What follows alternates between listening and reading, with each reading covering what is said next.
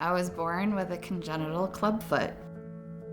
So they reconstructed my foot and ankle several times as a child. And then I wore special corrective shoes and braces, but doctors told my parents to get me involved in sports. I played soccer, basketball, and softball.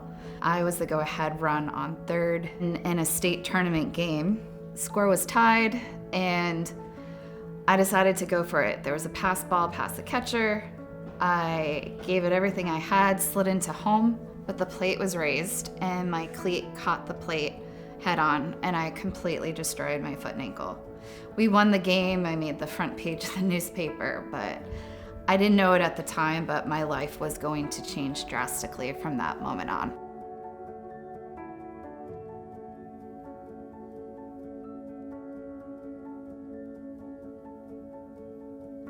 I ended up doing some medical mission work on the island of Guatemala in a jungle clinic, and absolutely loved it, and decided that my career path would be working with Doctors Without Borders as a pediatric orthopedic surgeon so that I could help other children that were born with congenital birth defects like I was.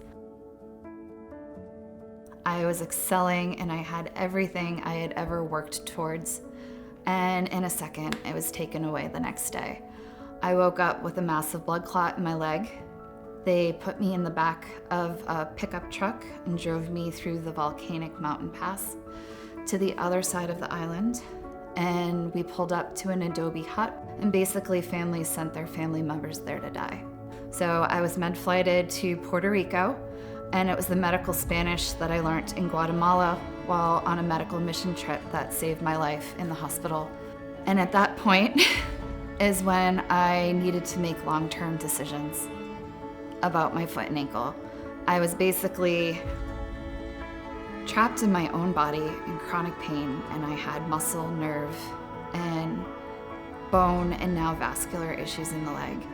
And I was given a choice of living indefinitely on pain control, most likely in a wheelchair, or electing for a below-the-knee amputation.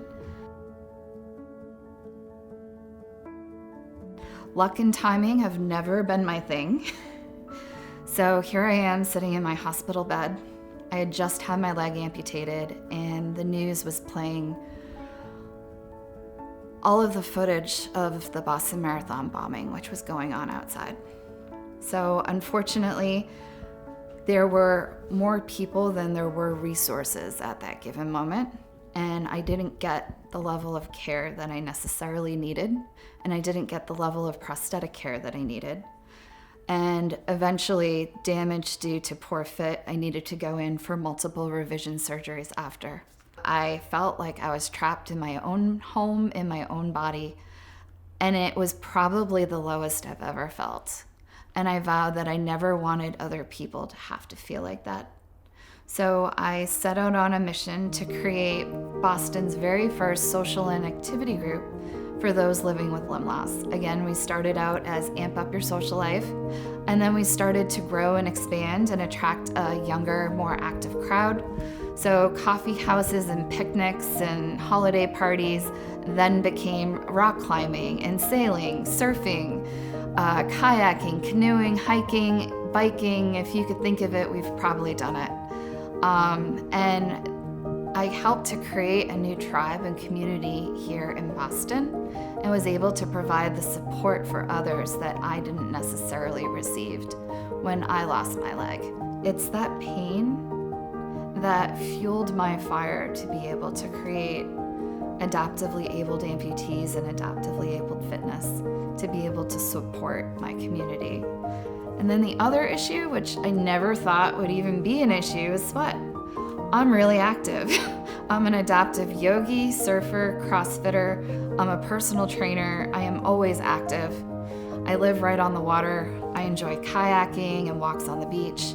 And sweat is a serious issue for amputees. So any remedy that one could have to help reduce that and to keep your products and your liners clean, because you're constantly wiping them down because you're sweating, is probably one of the biggest day-to-day challenges.